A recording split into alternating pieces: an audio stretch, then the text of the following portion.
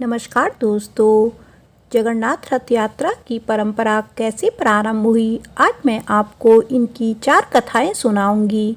पहली कथा, जब राजा इंद्रद्युम्न ने जगन्नाथ, बलभद्र और सुभद्रा की मूर्तियां बनवाई तो रानी गुडिंचा ने मूर्तियां बनवाते हुए मूर्तिकार विश्वकर्मा और मूर्तियों को देख लिया, जिसके चलते मूर्तियां अधूरी ही रह गई।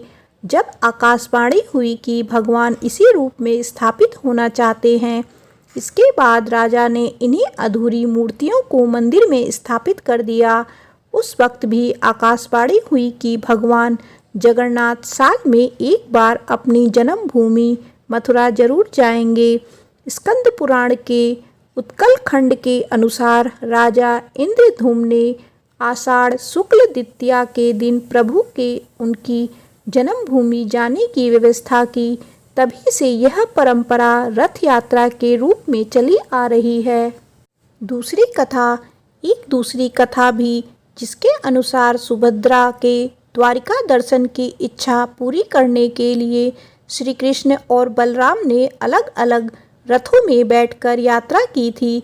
सुभद्रा की नगर यात्रा की स्मृति में ही यह रथ यात्रा पुरी में हर साल होती है।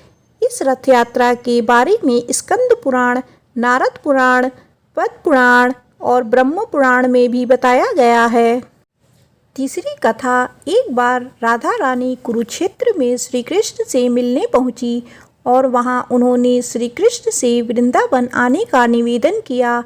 राधा रानी ने निवेदन को स्वीकार करके एक दिन श्री कृष्ण अपने भाई बलराम और बहन सुभद्रा के साथ वृंदावन के द्वार पहुँचे तो राधा रानी, गोपियों और वृंदावासियों को इतनी खुशी हुई कि उन्होंने तीनों को रथ पर विराजमान करके उसके घोड़ों को हटाकर उस रथ को खुद ही अपने हाथों से खींचकर नगर का भ्रमण कराया। इसके अलावा वृंदावासियों ने जग के नाथ अर्थात उन्हें जगन्नाथ कहकर उनकी जय जयकार की। तभी यह परंपरा वृंदावन के अलावा जगन्नाथ में भी प्रारंभ हो गई।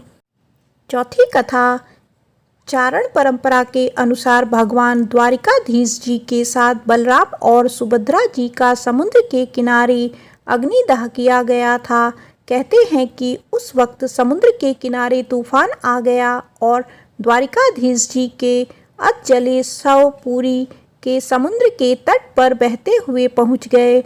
पुरी के राजा ने तीनों शवों को अलग अलग रथ में विराजित करवाया और पुरी नगर में लोगों ने खुद रथों को खींचकर घुमाया और अंत में जो दारू का लकड़ी शवों के साथ तैर कर आई थी, उसी से पेटी बनवाकर उन शवों को उसमें रखकर उसे भूमि में समर्पित कर दिया।